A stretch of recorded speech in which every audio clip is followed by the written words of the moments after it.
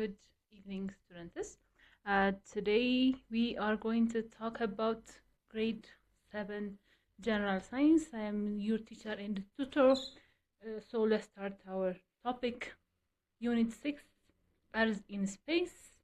So at the end of this chapter, we will be able to identify the shape and the size of the Earth, describe the structure of the Earth, explain the Earth's atmosphere, distinguish between Earth movements and rotations, relationships between movement of physical effects, describe Earth system in cycles.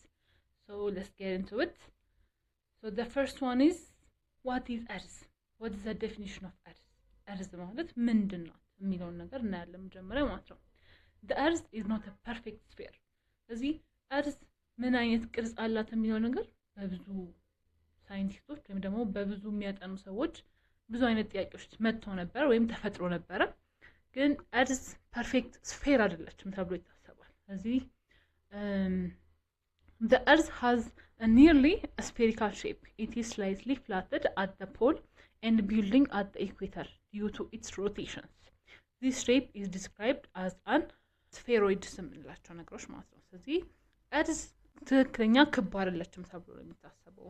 at the middle flat ናት ተብሎ ይታሰባል።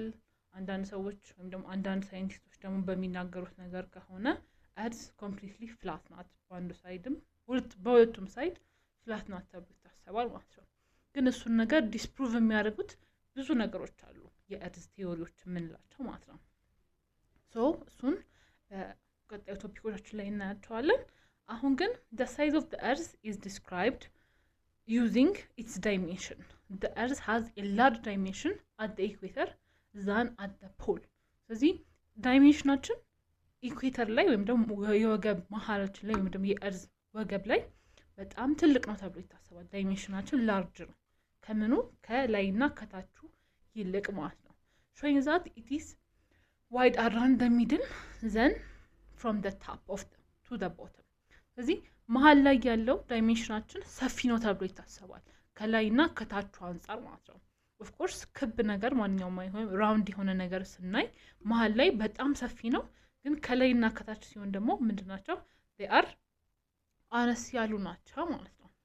so Earth is nearly spherical in a shape and very large in size, with slightly flattened at the pole and building at the equator. እዚህ ባጭሩ Earth ስፌሪካል ሼፕ ያላት ነገር ናት። በጣም ትልቅ ነገር ሳይዟ በጣም ትልቅ ሲሆን በመሃል ላይ ሰፋ ብላ ከዳርና ከዳር ደግሞ ከመጀመሪያና ከታች ላይ ጠበብ የምትል አይነት ስትራክቸር አላት ነው ተብሎ ሳይንቲስቶች ያጠናሉ ማለት ነው። ከዛ ቀጣይ ደግሞ ስትራክቸር ኦፍ the Earth ምን አይነት ስትራክቸር ነው ያላት? ስትራክቸሯን በምን ልንገልጸው እንችላለን? ስለዚህ Earth is made up of 3 major layers. ስለዚህ Earth ወይም ደግሞ ምድር የተሰራችው በሶስት ዋና ሌየሮች ናቸው። እሱም the crust, the mantle and the core የምንለው ናቸው።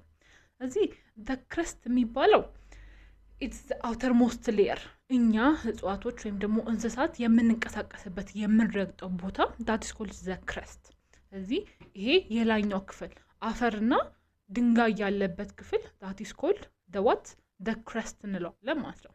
crust ሁለት አይነት ክረስቶች አሉ፣ ኦሽን ክረስት እና ኮንቲኔንታል ክረስት የምንላቸው ማለት ነው።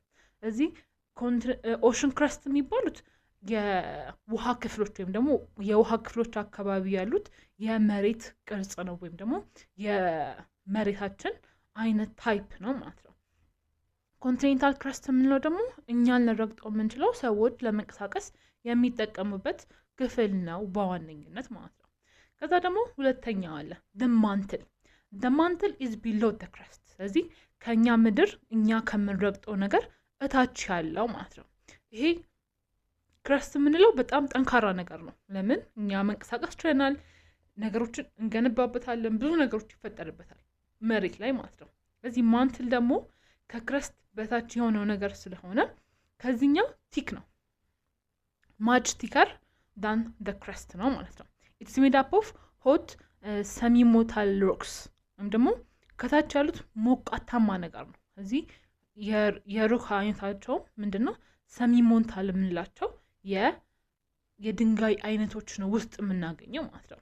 the mantle layer plays an important role in volcanic activities in the movement of the tectonic plates ስለዚህ ይሄ ምንድነው earthquake ወይም ደግሞ እሳተ ገሞራ በሚፈጠርበት ጊዜ ዋና ሮል ይጫወታል ማለት ነው። ስለዚህ ይሄ ነገር ማንትላችን ክራክድ ከሆነ ቮልካኒክ ኢረፕሽን የመፈጠሩ ቻንሱ በጣም ከፍተኛ ነው ማለት ነው።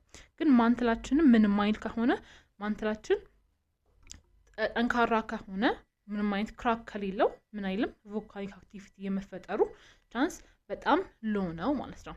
ከዛ ደግሞ የመጨረሻው ደግሞ አለ the core የሚባለው ይሄ ደግሞ the innermost layer of the earth ስለዚህ at the center ያለችው ከምድራችን ሴንተር ላይ ያለችው ነገር ኮር እንላታለን ማለት ነው።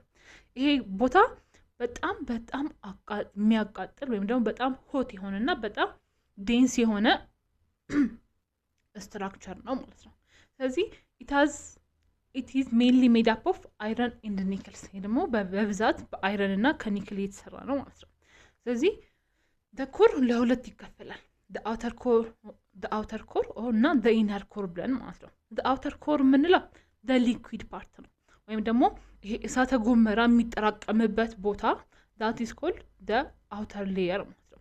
the inner layer ምንለው ደግሞ መሃል ላይ ያለችው በጣም ጠጣሯ ነገር ናት ማለት ነው።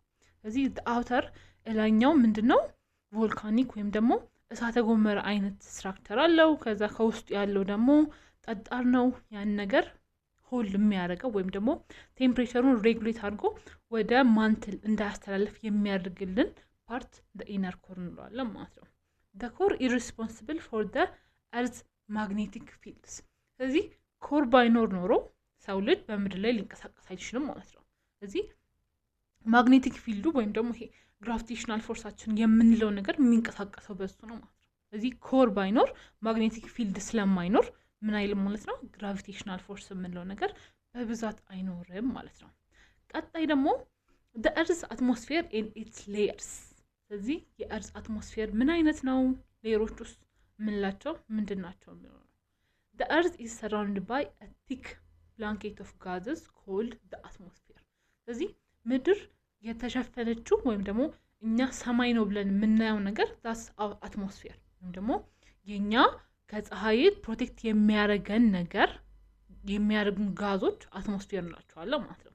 the atmosphere holds around the earth by gravitational and it's very important because it supports life, protects the earth and controls the weather and the climate ስለዚህ ዋና ስራው ምንድነው በምድር ላይ ያሉ ነገሮችን ህይወታቸውን ሰፖርት ያደርጋል። ስለዚህ ያ ነገር አትሞስፌር የሚባለው ነገር ባይኖር ኖሮ አንድ ምድር ላይ ምን ሊኖር አይችልም የሰው ልጅ ህይወት ወይም ደግሞ ምንም አይነት ነገር ሊኖር አይችልም ማለት ነው።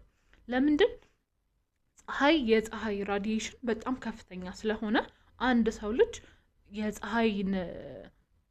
የፀሐይን ሙቀት ቀጥታ ወይም ደግሞ የፀሐይ ራዲዬሽን ቀጥታ እጃችን ቢያገኘው ወይም ደግሞ ሰውነታችን ቢያገኘው እኛን ዳሜጅ የማድረግ የስኪን ካንሰር የማዝያዝ አቅሙ በጣም ከፍተኛ ነው ማለት ነው። ስለዚህ አትሞስፌር የምንለው ነገር ምን ያደርጋል ያንን ነገር ይከልልልናል ማለት ነው። ስለዚህ ወደኛ ጋር የሚደርሰው ሙቀቷ ነው እንጂ ራዲዬሽኗ የፀሐይ ራዲዬሽን ወደኛ አይደርስም ማለት ነው። ስለዚህ አንድ ቦታ ፀሐይ መጠኑ እንዲጨምርና እንዲቀንስ የሚያደርገው በአትሞስፌራችን አማካኝነት ነው ማለት ነው።